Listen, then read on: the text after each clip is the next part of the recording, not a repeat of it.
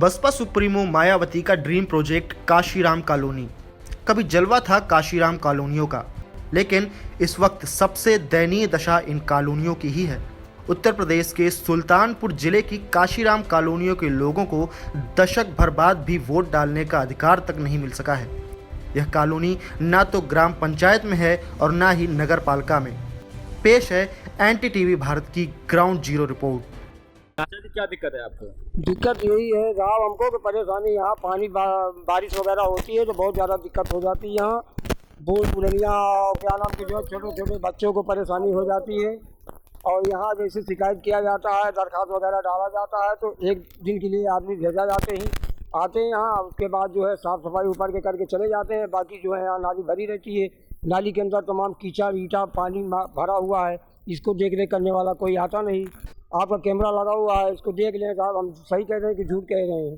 अभी इस टाइम थोड़ा माहौल सही हुआ है, जब से बारिश नहीं हो रही है। मतलब बारिश जो है कम हो गया है, इस वजह से नाली जो है सूखी दिखाई दे रही है। अभी जो आने जाने में थोड़ा बहुत रास्ता आपको जो है मिल रहा है ना। इसके बाद तो पानी भर जाएगा तो इसमें पानी के अंदर से जाइए आइए। बूढ़ पुरनिया छोटे छोटे बच्चे निकल ही नहीं पाते, आने जाने में बड़ी दिक्कत हो रही है।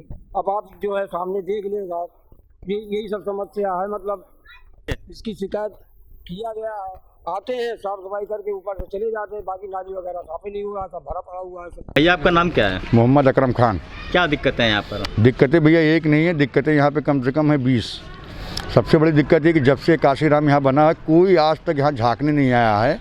ना डेकोरेशन हुआ है, ना कभी मेंटेनेंस हुई है, ना कभी कोई यहाँ देखने आया क्या तकलीफ़ें हैं। जब भी चुनाव होता है, चुनाव की प्रक्रिया जहाँ जैसे विधायकी हुई, जिला पंचायती हुआ, चेयरमैन हुआ, उसमें वोट डालने का अधिकार हम लोग को इसलिए मिल जाता है क्योंकि हम लोग जहाँ से आए वहीं के निवासी हैं। यहाँ पे अभी हम लोग रहते हैं, मगर हम लोग कभी किसी की मतलब ये नहीं, ना प्रधानी में, ना सभासद में, ना कहीं नगर पालिका में है। कई मरतबा कप्तान को, कई मरतबा नेता लोग को, कई मरतबा हम लोग जाके धरना प्रदर्शन भी किए हैं। आज तक इसका कोई निस्तारण करा नहीं गया है, सिर्फ दिलासा दिया जाता है। अब आप देख लीजिए जो खुदाई करके पाइप लगा रहे हैं यहाँ पे, पानी वैसे भी ऑलरेडी आप देख लीजिए पूरा भराव यहाँ पे है।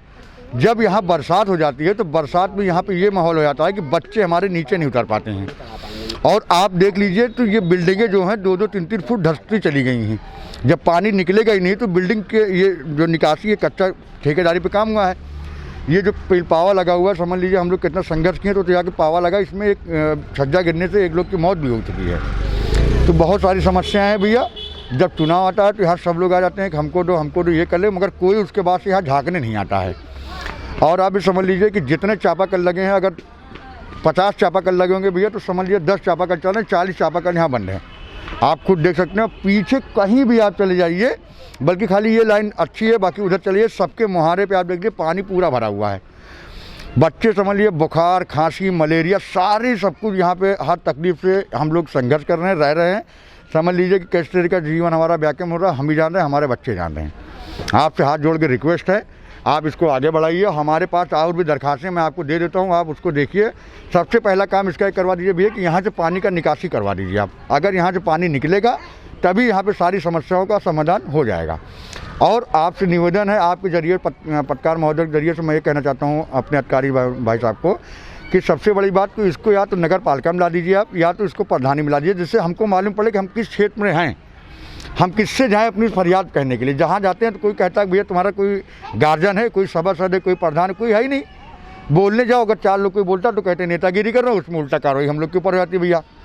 तो आप रिक्वेस्ट करके इसको आप आगे करके खाली ये करवा दीजिए कि इसको हम लोग को कहीं आप स्थायी करवा दीजिए कि हम प्रधानी में कि नगर पालिका में, ये आप करवा दीजिए। हम 6 साल से 7 साल से हम लोग संघर्ष कर रहे हैं इस चीज़ के लिए। आपकी भैया हम लोग वोट नहीं देंगे किसी को, आपकी सीधा बहिष्कार किया जाएगा वोट का, क्योंकि हर बार यही लॉलीपॉप दिया जाता है हमको कि अब की आप वोट दीजिए, अब की आपका काम होगा, अब की दीजिए, अब की काम होगा। वोट हम लोग डलवाते हैं, हम लोग घर घर से निकाल के बैटरी रिक्शा बैठा के साधन जो होता है हम लोग साधन से पहुँचा के वोट डलाया जाता है।